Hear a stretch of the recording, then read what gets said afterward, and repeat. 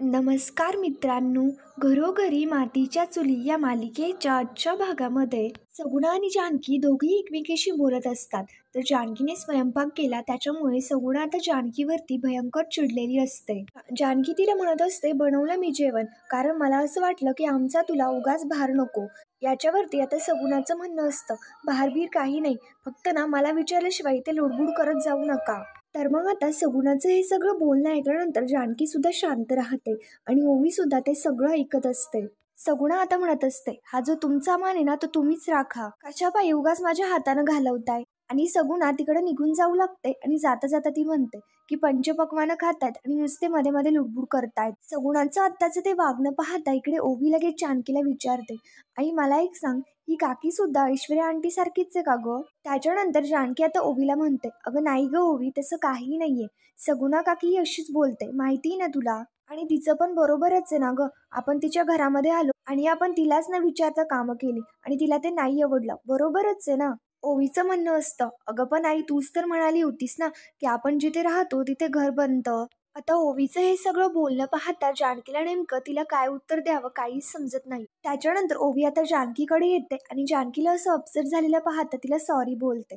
त्याच्यानंतर जानकी ओवीला म्हणत असते, अगं ओवी तसं काही नाहीये, याच्यामध्ये तुझा काहीही दोष नाहीये. कधी कधी वेळच अशी येते ना, त्याच्यामुळे तू आता विचार नको करू. आणि जानकी ओवीला बाहेर खेळायला जायला सांगत असते. ओवी आता म्हणत असते, नाही नाही नको नको, मला दारामध्ये ना रांगोळी काढायची आहे. पण मात्र ही काकी दारामध्ये रांगोळी काढू देईल का? अगं आई मला खूप घरची आठवण येतीये, मला घरच्या सगळ्यांचीच खूप आठवण येतीये. आणि जानकी सुद्धा ओवीचं हे बोलणं पाहता खूप इमोशनल होत असते. ओवी जानकीला म्हणत असते, आई अगं तुला आठवतंय का, दिवाळी येण्याच्या आधीच बाबा माझ्यासाठी कपडे, फ्रॉक्स, फटाके आणि स्वीट्स आणायचे. किती मजा यायची ना ग, आपण सगळे तयार व्हायचो, फटाके फोडायचो आणि आपलं घर पूर्णपणे लाईट्सने मस्तपैकी सजलेलं असतं. भरपूर स्वीट्स असायचे आणि खूप मजा यायची. पण आई अगं यावर्षी बाबा ते कधी करणार आहे? आता जानकी शांतपणे ओवीचं ते बोलणं पाहता ओवीला म्हणू लागते, ओवी बाळा याही वर्षी तुला खूप मजा येणार आहे. तिचे बाबा तिच्यासाठी काम शोधायला गेलेत. तुझे बाबा फटाके आणणार आहेत, फ्रॉक आणणार आहे, स्वीट्स आणणार आहे, सगळं काही आणणार आहे. आणि फक्त हे सगळं माझ्या ओवी बाळासाठी. जानकीचं हे बोलणं पाहता ओवी खूप खुश होते आणि ओवी म्हणते की म्हणजे यावर्षी सुद्धा माझी दिवाळी खूप स्पेशल जाणार आहे. आणि ओवीला हा विचार करता खूप आनंद होतो. ओवी लगेच जानकीला प्रेमाने मिठी मारते आणि जानकी रडतच म्हणते, याही वर्षी दिवाळी खूप स्पेशल असेल. त्यानंतर आता इकडे दुसरीकडे सारंग रूम मध्ये एकटाच बसलेला असतो. पण मात्र त्याला सौमित्रचा आणि घडलेला सगळा प्रकार आठवत असतो. त्याच्यानंतर सारंगला सौमित्रचं बोलणं आठवत असतं, दादा वहिनीने घराच्या सुखासाठी काही नाही ते केलं, सगळ्यांची मनं जपली, सगळ्यांची लाड केली आणि तरी सुद्धा तुमच्यापैकी एकाला सुद्धा त्यांना थांबवावंसं नाही वाटलं.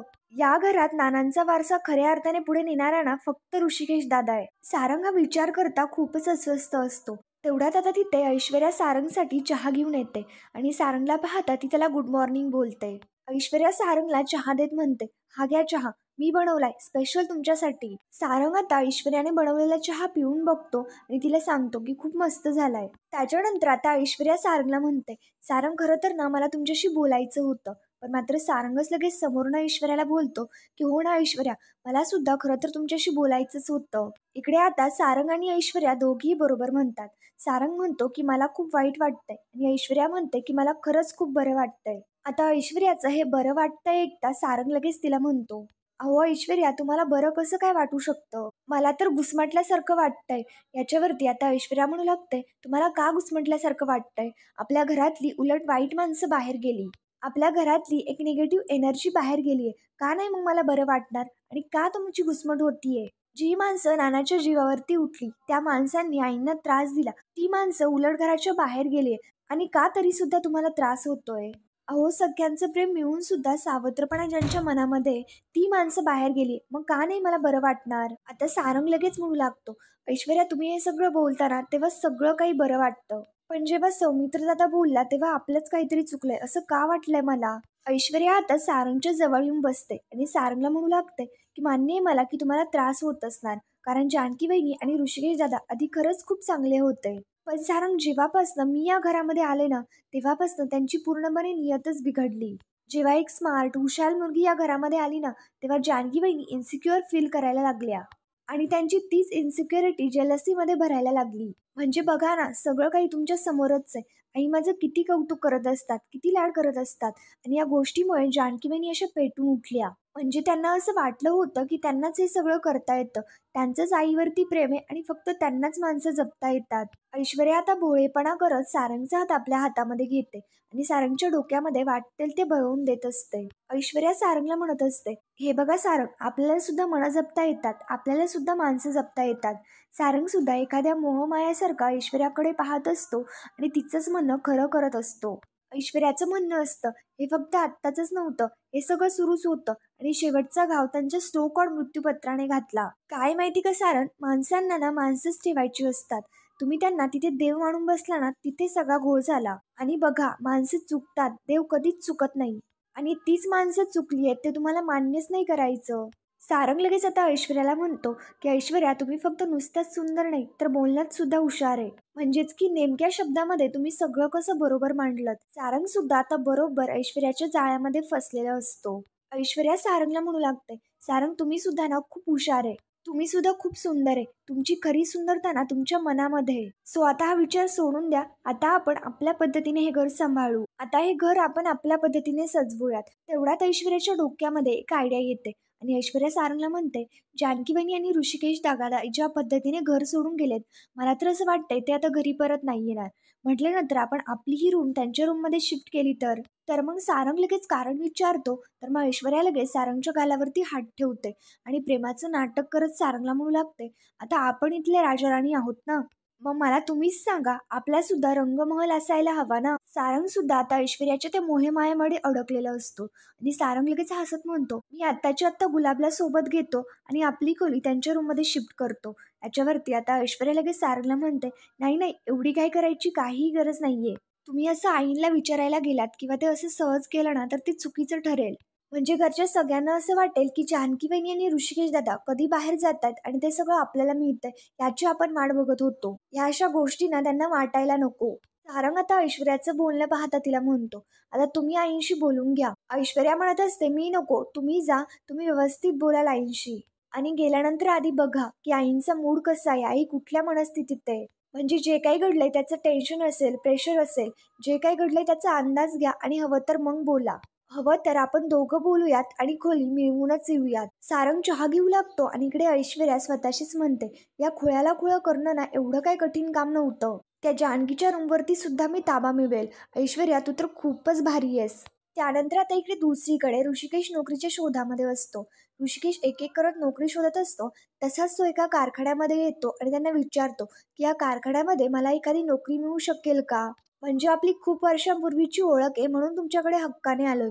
याच्यावरती तर मालक म्हणत असतो, दादा अहो, आपले जुने संबंध आहेच हो, पण कशी काय नोकरी देऊ तुम्हाला? ऋषिकेश आता म्हणत असतो, प्लीज मला नोकरीला ना नाही म्हणू नका. खूप हालाकीची परिस्थिती सुरू आहे. दिवाळी तोंडावरती आलीये. खूप आशेने मी तुमच्याकडे आलोय. मी हात जोडतो तुमच्याकडे. काहीही काम करायची तयारी आहे माझी. तो माणूस आता ऋषिकेशला म्हणू लागतो, की दादा तुम्ही रिक्वेस्ट करू नका. तुमच्याबद्दल जे गावामध्ये बोललं जातंय ना, त्याच्यावरनं मी काय करणार आहे आता? याच्यावरती ऋषिकेश म्हणत असतो, नाही नाही, खोटं आहे ते सगळं. दादा ते सगळं बरोबरच आहे. दादा आम्हाला धमकी दिली की मुळशीमध्ये तुम्हाला कोणी जरी नोकरी दिली ना, तरी सुद्धा आमच्या जीवाचं काही बरं नाही.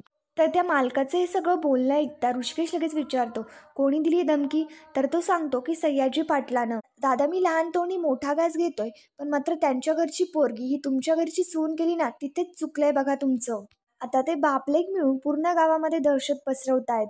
ऋषिकेश आता म्हणू लागतो, अहो त्यांना काय करायचं ते करू द्या, पण मी म्हणतो तुम्ही अशा धमक्यांना का घाबरताय? तो माणूस ऋषिकेशला म्हणत असतो, दादा बोलायला काहीही नाही वाटत हो, पण मात्र आता मी गावात राहणारा माणूस आहे. मला सुद्धा बायका पोर आहे. इच्छा नसताना सुद्धा रामराम ठोकावा लागतोय. तो आता ऋषिकेशला नोकरीसाठी स्पष्टपणे नकार देऊन टाकतो आणि मग त्याच्यानंतर ऋषिकेश सुद्धा तिकडनं चालायला लागतो. त्याच्यानंतर आता इकडे दुसरीकडे ऋषिकेश रस्त्याने चाललेलाच असतो. इकडे ओवीला तेवढा जानकीचा मोबाईल दिसतो आणि ओवी लगेच ऋषिकेशला फोन करते.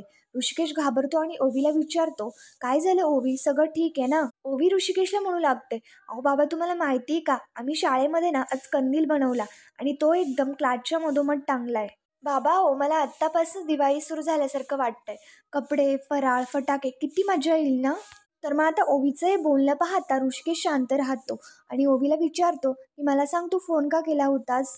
पण मात्र ओवी ऋषिकेशला म्हणत असते, बाबा दिवाळी तोंडावरती आली आहे तरी सुद्धा आपण थोडी सुद्धा शॉपिंग केलेली नाहीये. म्हणजे तुमचे कपडे, आईची नवीन साडी, माझा फ्रॉक आपण काहीच नाही घेतलेलं. बाबा मिठाई, रांगोळी सुद्धा पाहिजे, फटाके सुद्धा पाहिजे. बाबा हो आपण नक्की दिवाळी साजरी करणार आहोत ना. मग आता ओवीचं हे सगळं बोलणं ऐकल्यानंतर इकडे ऋषिकेश खूप शांत राहतो. त्याला नेमकं काय उत्तर द्यावं काहीच समजत नसतं. ओवी ऋषिकेशला विचारते की बाबा आपल्याला जमेल ना. याच्यावरती ऋषिकेश लगेच ओवीला म्हणतो, का नाही जमणार आपल्याला, सगळं जमेल आपल्याला. ओवी तू काळजी करू नकोस, तुझे बाबा ना आपल्यासाठी सगळं काही घेऊन येतील. ओवी आता खूप खुश होते आणि ऋषिकेश रस्त्याने चालायला लागतो. पण मात्र ऋषिकेशला खूपच अस्वस्थ वाटत असतं. ऋषिकेश हा विचार करता खूप हातबल होऊन गेलेला असतो. ऋषिकेशला सगळं काही आठवत असतं. त्याला ओवीचं बोलणं आठवत असतं. त्याला जेव्हा काम शोधायला गेला होता तेव्हाचं बोलणं आठवत असतं. आणि हा विचार करता ऋषिकेशला त्रास होऊ लागतो. तसाच आता ऋषिकेश गावातून जात असताना तेवढ्यात त्याला माईकमधनं एक आवाज येऊ लागतो, आपल्या सगळ्यांसाठी एक खुशखबर आहे. आणि ऋषिकेशला समजलेलं असतं की ती खुशखबर म्हणजे कुस्तीचे सामने रंगणार आहेत. दिवाळीनिमित्त गुंगराळे मैदानवरती जंगी सामना होतोय आणि ऋषिकेशला असं समजतं की त्याचं बक्षीस 1,00,000 रुपये मिळणार आहे म्हणून. आता ऋषिकेशला हे सगळं समजल्यानंतर ऋषिकेश सुद्धा आता याच्यावरती विचार करायचं ठरवतो. त्याच्यानंतर ओवी आता फोनमध्ये बघत असते. तेवढ्यात लगेच तिथे जानकी येते आणि जानकी ओवीला आवाज येत असते. पण मात्र ओवीचं काही तिच्याकडे लक्षच नसतं. तर मग जानकी लगेच ओवीवरती ओरडत म्हणते, काय ग आत्ताच शाळेतून आली आणि सांगितलं ना गेम खेळू नकोस म्हणून. याच्यावरती ओवी म्हणू लागते, अगं मी गेम नव्हते खेळत, मी बाबांशी बोलत होते आणि बाबा मला म्हणाले की ते फटाके, ड्रेस सगळं घेऊन येणार आहेत म्हणून. आणि तुला माहिती का संध्याकाळी ते माझ्यासाठी काजू कतली घेऊन येणार आहेत. ओवीचं हे बोलणं पाहता जानकी ओवीच्या हातामधला मोबाईल हिसकावून घेते आणि जानकी ओवीला म्हणू लागते, तुला मी किती वेळा सांगितलंय सतत असं बाबांना फोन करून त्यांना अशा मागण्या करत जाऊ नकोस. तुला मी सांगितलं ना आत्ता आपली पहिल्यासारखी परिस्थिती नाहीये म्हणून. आता जोपर्यंत कंडिशन बेटर होत नाही तोपर्यंत बाबांना त्रास देऊ नकोस. त्यांना हे हवंय ते हवंय ते हवंय असं करू नकोस. जानकी आता ओवीवरती भयंकर चिडलेली असते आणि ओवीवरती ओरडत म्हणत असते, तुझं त्यांच्याकडे काही मागितलं ना तर त्यांना नाही म्हणता नाही येत. आणि ओवी तुला ही गोष्ट कळत कशी नाहीये. जानकीचं हे बोलणं पाहता ओवी लगेच ओरडत म्हणते, बरं ठीक आहे, मला कपडे नको, फटाके नको, काहीही नको. माझे सगळे फ्रेंड्स दिवाळी सेलिब्रेट करतील आणि मीच फक्त घरामध्ये बसून राहील. मी घरात बसून राहील आणि सगुणा काकीचा ओरडा खाईल, मला काहीही नकोय. आणि ओवी रागातच तिकडे निघून जाते. जानकी आता ओवीला थांबवण्याचा प्रयत्न करत असते. तेवढ्यात लगेच समोरनं गुलाब येतो आणि तो जानकीला विचारतो, वहिनी काय झालं. ओवी का रडत होती. याच्यावरती जानकी म्हणते की काही नाही झालं. पण मात्र गुलाब म्हणतो की आमची सगुणा काही बोलली की काय तिला. जानकी म्हणते, नाही हो, ती कशाला काही बोलेल. गुलाब दादा जानकीला म्हणतो, तिच्या दिसण्यावरती जाऊ नका, ती साधी अशी दिसणारी माणसेच लई लबाड असतात. आता सुद्धा ती बंगल्यावरती जाऊन ऐश्वर्या वहिनीला भेटून आली आहे. तर हे ऐकल्यानंतर आता जानकी लगेच गुलाबदादाकडे आश्चर्याने पाहू लागते. गुलाबदादा जानकीला म्हणतो, मी काय ऐकलं नाही, पण मात्र त्यांच्या दोघांमध्ये नक्कीच काहीतरी खिचडी पकत होती. जानकी आता विचार करत म्हणू लागते, बाहेर राहून सुद्धा ही ऐश्वर्या आम्हाला त्रास देते. या ऐश्वर्या काय गप्प बसणाऱ्यातली नाहीये. तरी सगुणाच्या वागण्यावरनं मला अंदाज आलाच होता. आम्ही इथे राहायला आलो हे तिला नाही पडलेलं. हरकत नाही, पाहुणे फक्त ना 4 दिवसांसाठीच बरे वाटतात. हे असं कायमचं राहिलं ना तर ते बरं नाही वाटत आणि त्यांची आता अडचण होणारच. त्याच्यामुळे तुम्ही काळजी नका करू.